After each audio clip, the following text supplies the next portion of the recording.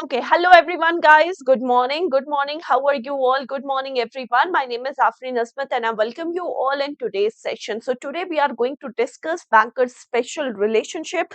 This is Unit 7 PPB Module a very important chapter as well as a very easy and short chapter. Let's start discussing this chapter. The very first thing of this chapter is mandate. Now, what is a mandate? Mandate is an authority which is given by one person in favor of another person to do or to act on his or her behalf. That is known as a mandate, right?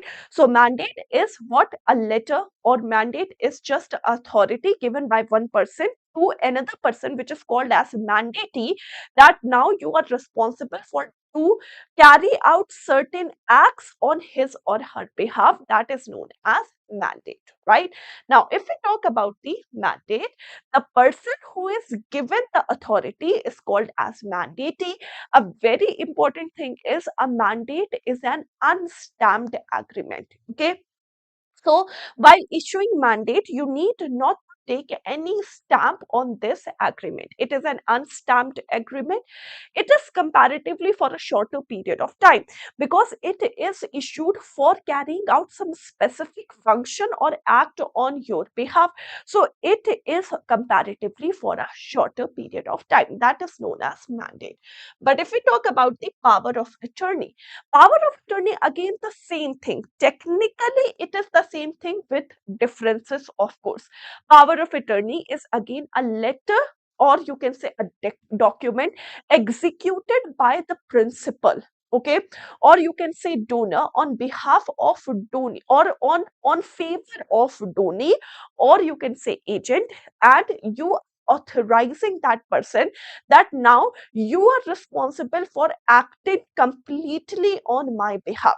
When I'm authorizing anyone that you are now responsible for what? Acting completely on my behalf, then it is known as what?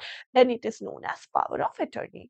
Now, what is the difference between mandate and power of attorney? See, if we talk about the mandate, mandate is for carrying out some specific act, right? Whereas power of attorney is given when you are giving the authority that to another person that you are now completely responsible for acting on my behalf. Second, mandate is for comparatively for a shorter period of time, whereas power of attorney is for a longer period of time. Power of attorney is for a longer period of time, whereas mandate is for a shorter period of time. Okay. The person who is receiving authority in mandate is called as the mandatee, whereas the person who is receiving authority in power of attorney is called as the donee or is called as the agent, right? Very important difference. A mandate is an unstamped agreement. You don't have to take a stamp on mandate, whereas power of attorney is a stamped agreement. Mandate is comparatively for a short period of time, whereas power of attorney is for a longer period of time. So this is the difference between power of attorney and mandate. Okay. Now, if we talk about the banker's lien, now what are the rights of the banker? So first of all, there's a banker's lien. What is a banker's lien? Banker's lien is the right of the banker that bank has the right to retain the possession of the good until the debt of the debtor is fully paid. For example, I have taken some gold loan from the bank, right? Now, in this case, I do what? In this case, I just given gold as a collateral to bank and I have received loan in this case, right? Now, bank has all the right to retain the possession of my gold until I fully pay off the debt. This is known as banker's lien. And banker's lien can be specific or it can be general.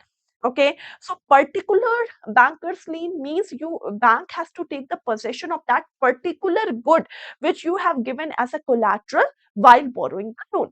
Whereas generally bank can take the possession of any good, not just that specific good. Bank can take the possession of any good until the debt of the debtor is fully paid. Okay, so this is known as the banker's lien. Okay, next thing. Next thing is right to set off. right to set off. For example, you have two accounts in the same bank. One account shows a debit balance and another account shows a credit balance. Now, bank has the right to set off your debit balance with credit balance of another account. This is known as right to set off. For example, you have some 100 rupees as a debit in one account and you have 500 rupees as a credit in another account.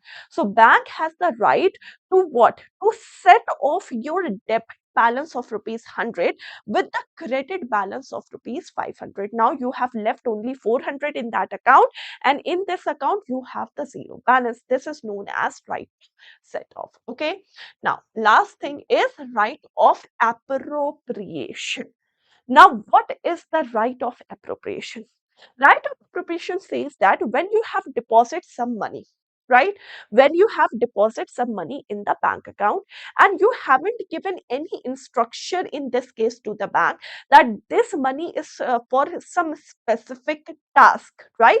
Now, bank has all the right. If you have some pending EMIs and if you have some pending loan, bank has all the right to set off this with the credit balance. Okay, so whatever you have credit, because you haven't given any instruction for the usage of that money, so bank has the right, bank has executed his right, and they set off the loan amount or the pending EMI with the money, with whatever the money you have given or you have credited in that. That is known as right of appropriation. Clear?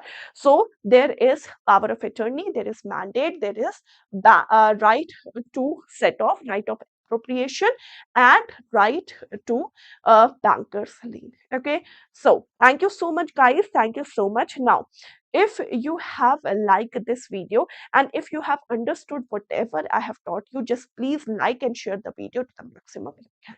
Thank you so much. Take care. Bye bye, guys.